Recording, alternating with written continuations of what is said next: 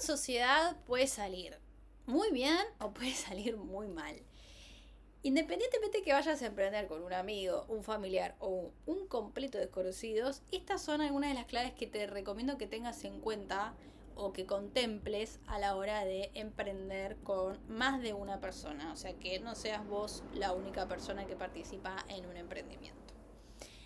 Primer punto, complementar las habilidades que tenga cada uno. A ver, primero que nada, identificar cuáles son tus fortalezas y cuáles son tus debilidades, ¿sí? Comprender qué es lo que vos tenés para aportar al negocio y buscar que tu socio o socia que complemente tus habilidades y conocimientos, ¿sí? Esto es básicamente la distribución y asignación de tareas de acuerdo a las habilidades que tiene cada uno.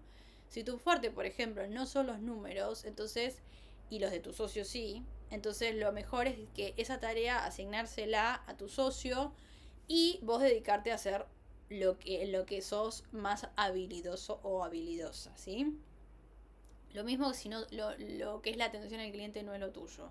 Bueno, asignárselo a tu socio o cada uno que se quede con las tareas que en lo que es mejor. ¿Qué pasa cuando dentro de esa sociedad ninguno de los dos tiene carisma para eh, atender al público o en los números? En los casos que en los ejemplos que estaba dando, bueno, se contratará a un tercero, se terciarizará ese servicio, pero siempre es importante que contemplemos cuáles son las habilidades de cada uno de los socios y que asignemos tareas en función de esas habilidades.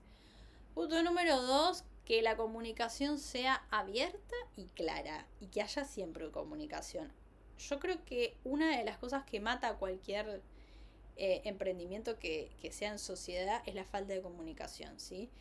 Antes de arrancar, establezcan expectativas claras, ¿sí? Definir roles, cuáles son las responsabilidades de cada uno, cuáles son las expectativas desde un principio, ¿sí? Para todo esto para evitar algún tipo de malentendido en el futuro, ¿sí? Siempre traten de fomentar la comunicación, ¿sí? Crear un ambiente donde cada uno de esos socios se sienta libre de poder decir y expresar sus opiniones y preocupaciones, ¿sí? Estos son como las bases y condiciones de cualquier emprendimiento en sociedad. Punto número 3, confianza y respeto. Obviamente, de los creadores de lo que es la comunicación viene asignado la confianza y el respeto, que básicamente es construir una relación sólida que esté basada en la confianza y en el respeto mutuo. Siempre digo que la confianza tarda mucho en construirse y se derrumba muy fácilmente. La forma en resolver los conflictos, las formas en resolver los desacuerdos de cualquier sociedad va a ser más sencillo si existe un marco de confianza y de respeto y de buena comunicación. Punto número 4 es la parte de los números, la parte de la planificación financiera, ¿sí? Traten de establecer cómo van a asignar los costos, las ganancias y las pérdidas, ¿sí?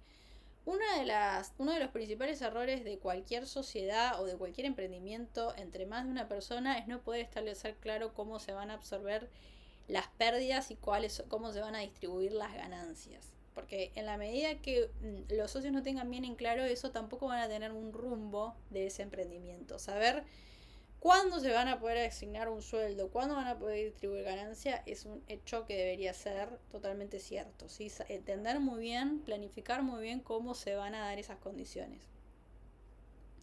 Estas cosas siempre está bueno dejarlas bien registradas, dejarlo bien asignado, ¿sí? Para poder evitar, o realizar cálculos previos para poder evitar que haya malentendidos o cualquier gris dentro de lo que es la sociedad. Punto número 5, todo lo que sea flexibilidad y adaptabilidad. A ver, el mundo empresarial, el mundo de los emprendimientos cambia todo el tiempo. No es algo que queda estático, es algo que evoluciona todo el tiempo y lo que tenés que estar es preparado para poder adaptarte y también cambiar el enfoque según el contexto en el que te encuentres, ¿sí? Y siempre lo que digo es que intentar aprender de los errores, ¿sí? Porque los errores son siempre oportunidades de aprendizaje. Siempre sirven para crecer y siempre sirven para no volver a repetirlos en la medida que sea posible. Punto número 6.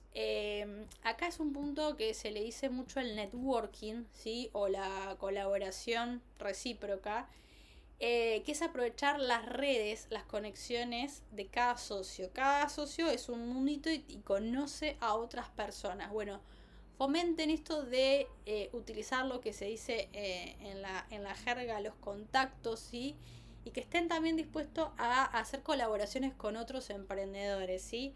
Siempre está bueno en la medida que podamos ayudarnos entre emprendedores. Es genial porque puede generar una apertura y poder salir a captar clientes en lugares donde no sabías que existían. Eso siempre está bueno, aprovechar las redes de cada uno.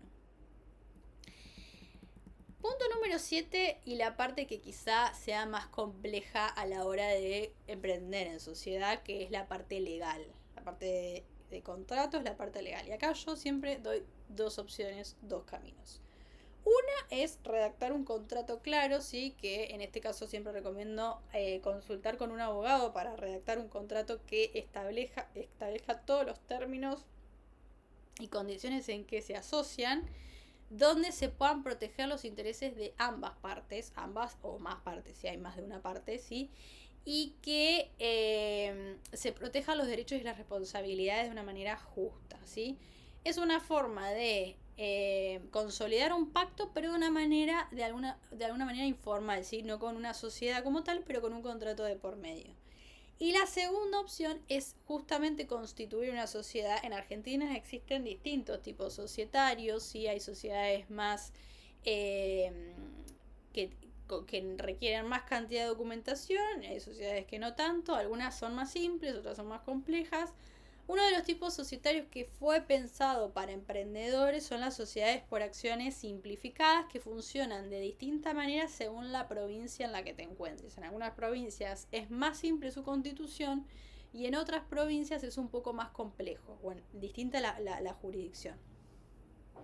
Esto fue cambiando desde que se constituyó al día de hoy y va a seguir teniendo modificaciones. A veces puede suceder que no sea tan accesible, pero tiene después de, más allá de la accesibilidad a este tipo de sociedades, es un tipo societario que fue pensado para emprendedores.